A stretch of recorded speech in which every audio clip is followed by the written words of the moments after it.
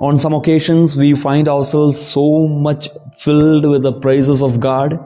We want to praise and worship the Lord, but at other times, we feel that we are completely cut off from the Lord. Why is this happening? We also see how Peter denied Jesus. Peter was a person who said that even if all fall away from you, I will not leave you. And then Jesus told, today itself before the cock crows, you will deny me 3 times. Once we go through that incident, how Peter denied Jesus, we will also be able to get an insight into our own life and why at times we fall away from the presence of God. We see after Jesus was arrested, he was led away to the house of the high priest. And it is mentioned, Peter followed Jesus at a distance. What does it mean, following Jesus at a distance? If Peter were to follow Jesus very close by, then probably Peter also would have been arrested. Or Peter would have been laughed at. People would have told, look at this guy, you were considering him as your master and Lord and so on. You were speaking a lot of things about this man. Look at this, he is arrested now. And wait and see what's going to happen with him in the coming days and so on.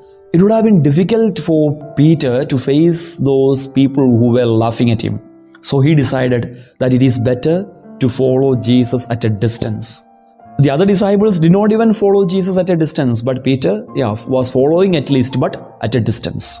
Many times in our life, we too can take that position. We can say that we want to follow Jesus, but at a safe distance. That would mean, we want to say that we are Christians, we want to say that we are followers of Christ, but we don't want to take any risk that is required as part of our faith. We say, I'm ready to follow Jesus, but then, I don't want to do everything, at a safe distance. Peter began to follow Jesus at a distance. And in the Gospel according to Saint Luke, we see that the soldiers kindled some fire and Peter went and sat among them, enjoying the warmth of that fire. In today's Gospel, it is mentioned Peter went and sat among them. With whom do we sit normally? We sit with people who are of our own range, our own standard, right? It's not about how poor or rich. People with whom we feel comfortable, we sit. And Peter began to feel comfortable with those people who arrested Jesus.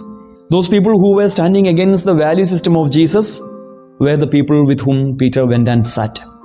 And that's a natural consequence of following Jesus at a distance. When we begin to follow Jesus at a distance, we will naturally find ourselves sitting among people who stand against the value system of Christ and enjoying the warmth of the fire kindled by them.